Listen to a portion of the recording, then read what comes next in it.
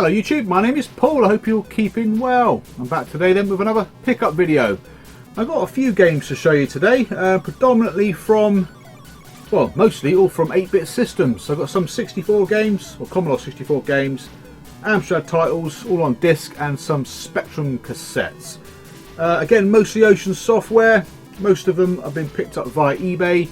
Got one game that's been gifted to me, and a book I got from Play Blackpool, which I'll show you that in a mo. But first up, on the Spectrum games, one I've played before, two I haven't.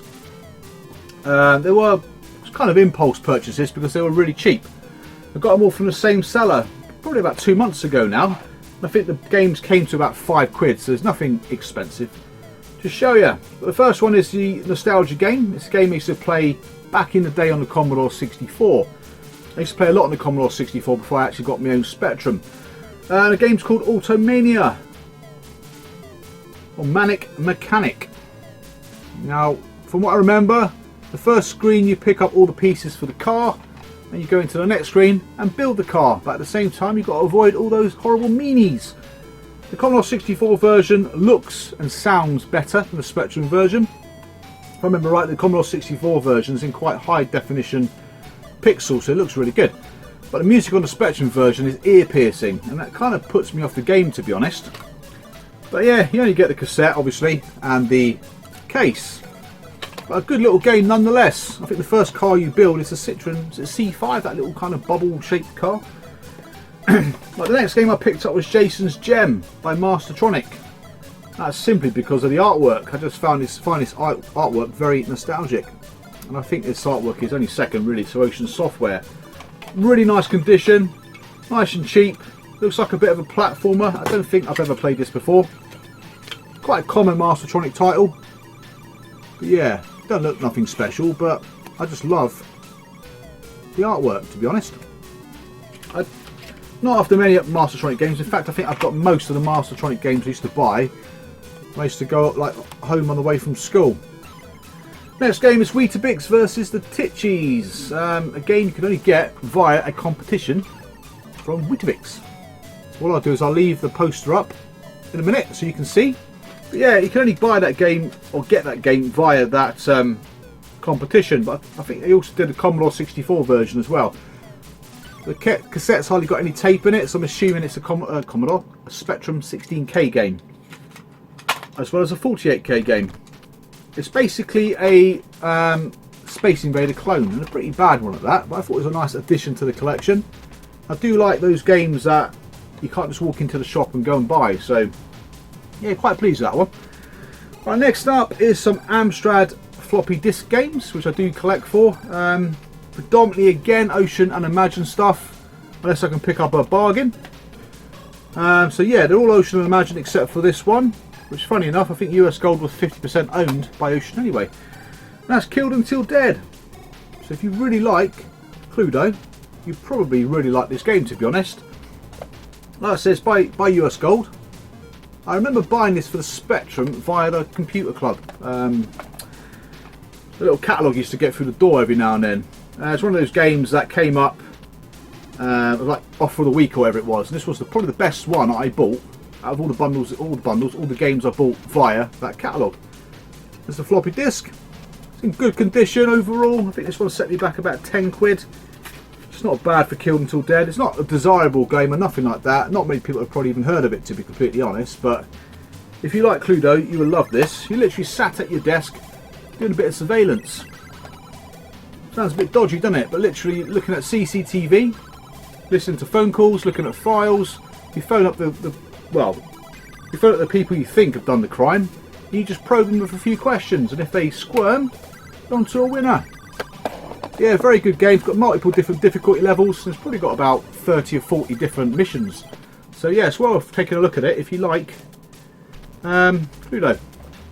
Right, next up I thought was a bargain out of this bunch of games I'm going to show you. Now I made an offer to this guy of £20 and he accepted. That's for Head Over Heels. Floppy disk on the Amstrad.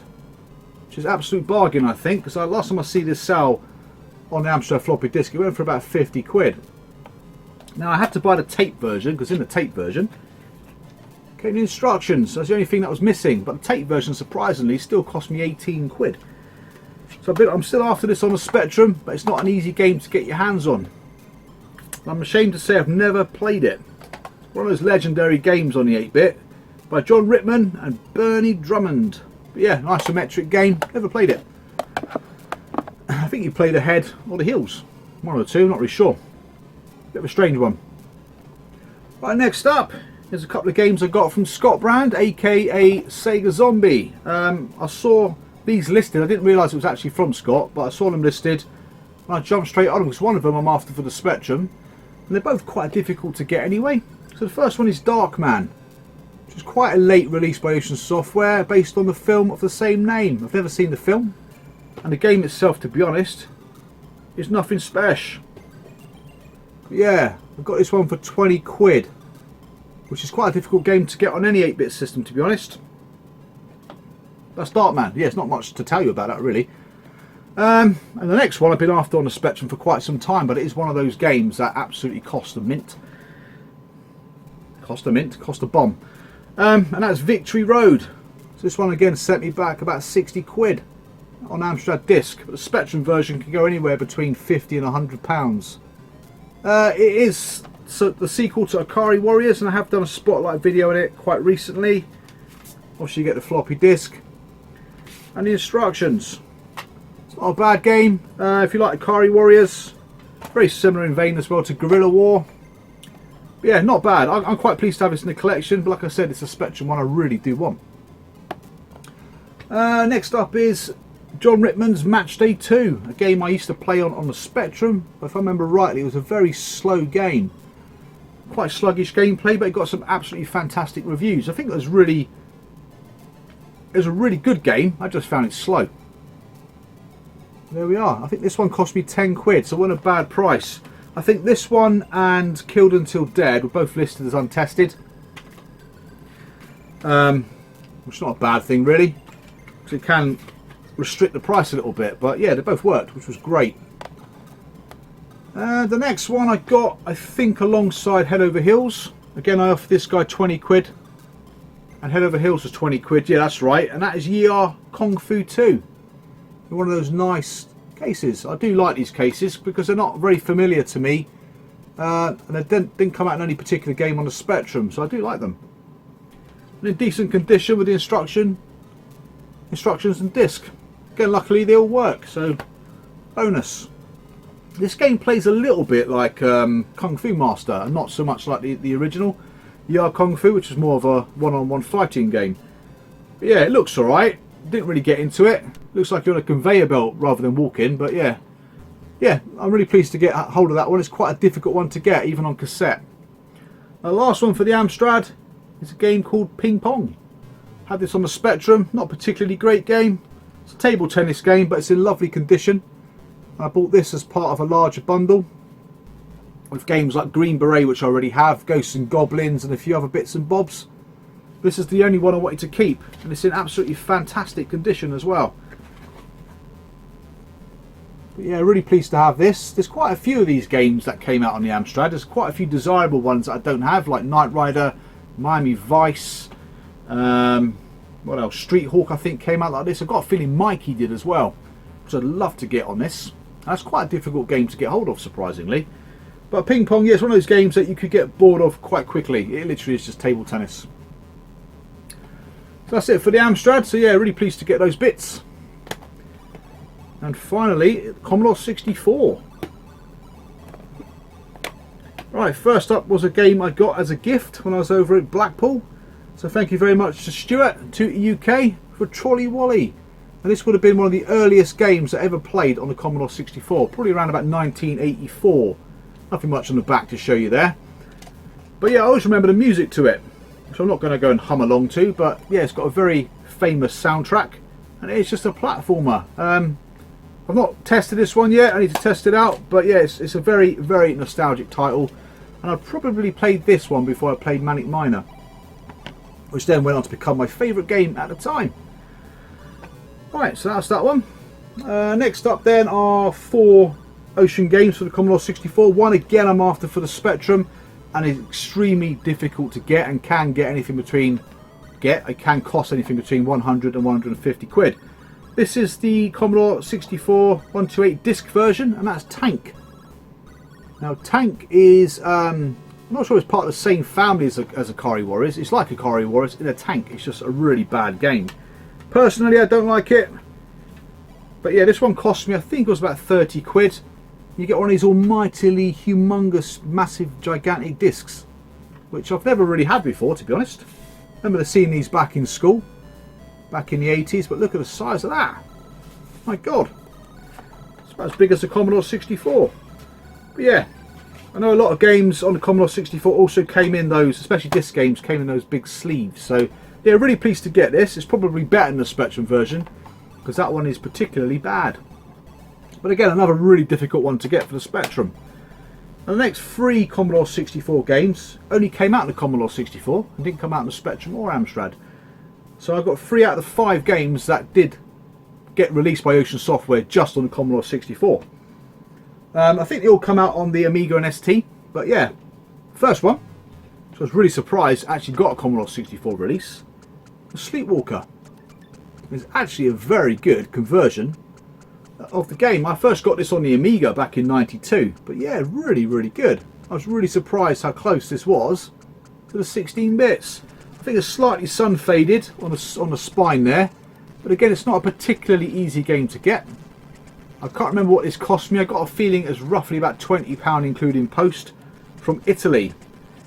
And it's one of a game I've seen in Italy which I want, which is Lethal Weapon, which again only come out in the Commodore 64 and not the other 8-bit systems. But yeah, really chuffed to get that. It's really, really good. I was quite surprised how good that was. It's not a great game, but actually for a conversion it was really, really good. The next one again, which was supposed to be destined for the Commodore 64 GS. For some reason they couldn't get it to work on the cartridge, so they released it on cassette and disc, and that's Hook. I've never played this variant of it, and to be honest I didn't realise it actually existed. But again, it looks really good. The instruction manual just does state cartridge, so that's quite an interesting one.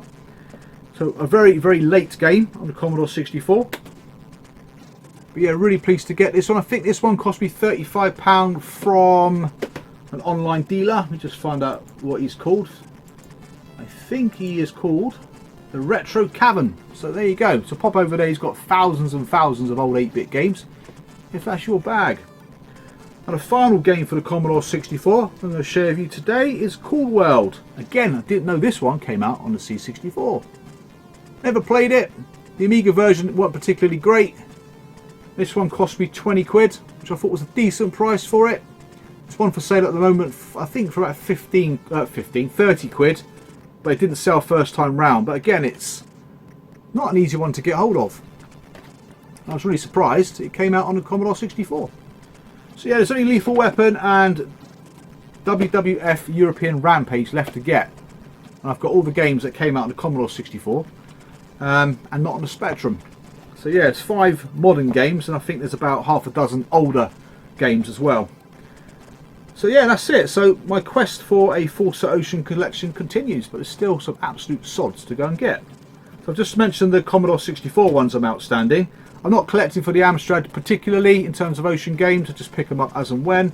I think the only one I want for the Amstrad really is a game that got released in France only, and that was Space Gun, which only came out on floppy disk and only works on a Plus machine by all accounts. So yeah, another really tough game to get.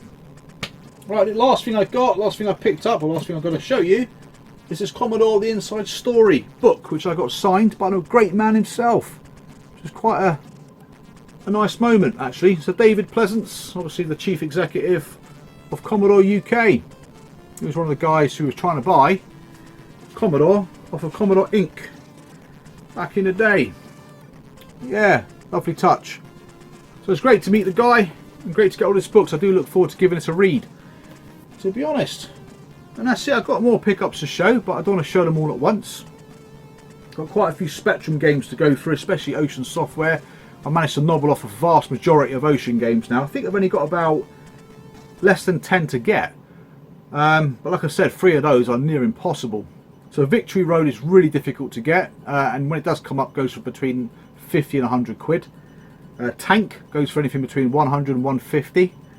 Robocop 3 I've never seen before, but I remember asking someone for it and they quoted me about £250, but then they found out they didn't have it anymore, so that was a bit odd.